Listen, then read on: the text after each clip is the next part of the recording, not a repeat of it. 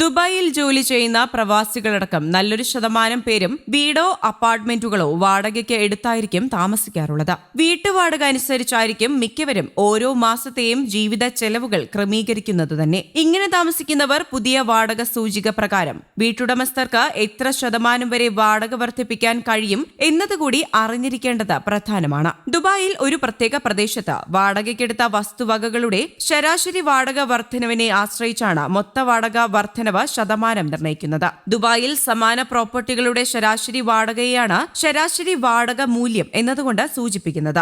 Real estate regulatory agency അംഗീകരിച്ച Dubai എമിറേറ്റിന്റെ വാടക സൂചിക അനുസരിച്ചാണ് ശരാശരി വാടക മൂല്യം നിർണ്ണയിക്കുന്നത്. ആദ്യഘട്ടത്തിൽ താമസ കെട്ടിടങ്ങളെയാണ് സൂചികയിൽ ഉൾപ്പെടുത്തിയിട്ടുള്ളത്. വാണിജ്യ കെട്ടിടങ്ങളെ പിന്നീട് ഉൾപ്പെടുത്തും. പഴയ കെട്ടിടങ്ങളുടെ ഉടമകൾക്ക് വാടക വർദ്ധിപ്പിക്കണമെങ്കിൽ വസ്തു നവീകരിക്കുകയും റേറ്റിംഗ് മെച്ചപ്പെടുത്തുകയും വേണം. എമിറേറ്റിലെ എല്ലാ താമസ പ്രദേശങ്ങൾക്കും തീരുമാനം ബാധകമാണ്.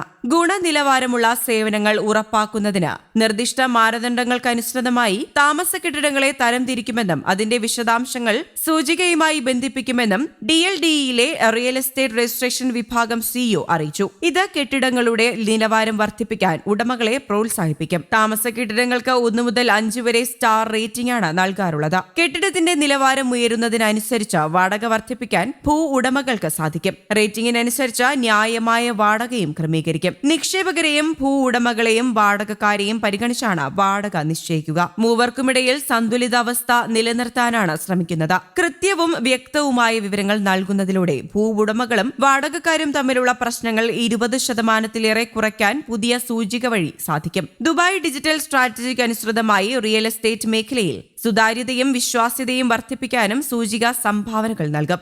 ആഗോള നിക്ഷേപ കേന്ദ്രമായി ദുബായിയെ ഉയർത്തുന്നതിനും പുതിയ വാടക സൂചിക നിർണായകമാകുമെന്നും അദ്ദേഹം അറിയിച്ചിട്ടുണ്ട്. ഒട്ടേറെ മാനദണ്ഡങ്ങളുടെ അടിസ്ഥാനത്തിലാണ് സൂചിക പ്രവർത്തിക്കുക എന്ന് DLDEയിലെ വാടകകാര്യ വകുപ്പ് മേധാവി അറിയിച്ചു. പ്രദേശത്തെയും കെട്ടിടങ്ങളിലെയും പഴയതും പുതിയതുമായ കരാറുകളിലെ ശരാശരി വാടകയും കണക്കിലെടുക്കും. പ്രദേശം മനോഹരവും കെട്ടിടം പഴയതുമാണെങ്കിൽ നിശ്ചിത കെട്ടിടത്തിന്റെ ശരാശരി വാടകയും മൊത്തം വിസ്തൃതിയും സൂചിക പരിഗണിക്കും. ഈ തീരുമാനം വാടകക്കാർക്ക് ഗുണകരമാകുമെന്നാണ് വിലയിരുത്തൽ. റിയൽ എസ്റ്റേറ്റ് മേഖല അഭിമുഖീകരിക്കുന്ന പ്രധാന പ്രശ്നങ്ങളിൽ ഒന്നാണ് ക്രമരഹിതമായ വാടക വർധനവ്.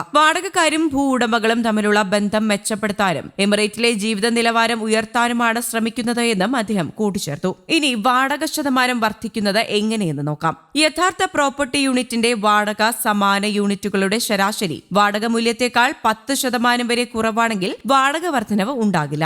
സമാന യൂണിറ്റുകളുടെ ശരാശരി വാടക മൂല്യത്തെക്കാൾ 11% മുതൽ 20% വരെ വാടക കുറവാണെങ്കിൽ യഥാർത്ഥ പ്രോപ്പർട്ടി യൂണിറ്റിന്റെ വാടക 5% വർദ്ധിക്കാം. സമാന യൂണിറ്റുകളുടെ ശരാശരി വാടക മൂല്യത്തെക്കാൾ 21% മുതൽ 30% വരെ വാടക കുറവാണെങ്കിൽ യഥാർത്ഥ പ്രോപ്പർട്ടി യൂണിറ്റിന്റെ വാടകയുടെ 10% വർദ്ധിപ്പിക്കാം. സമാന യൂണിറ്റുകളുടെ ശരാശരി വാടക മൂല്യത്തെക്കാൾ 31% മുതൽ 40% വരെ വാടക കുറവാണെങ്കിൽ യഥാർത്ഥ പ്രോപ്പർട്ടി യൂണിറ്റിന്റെ വാടകയുടെ 15% വർദ്ധിപ്പിക്കാം. സമാന യൂണിറ്റിന്റെ ശരാശരി വാടക മൂല്യത്തെക്കാൾ 40% കൂടുതൽ വാടക കുറവാണെങ്കിൽ യഥാർത്ഥ പ്രോപ്പർട്ടി യൂണിറ്റിന്റെ വാടകയുടെ 20% വരെയും വർദ്ധിപ്പിക്കാം. News desk, Kerala Kaumudi.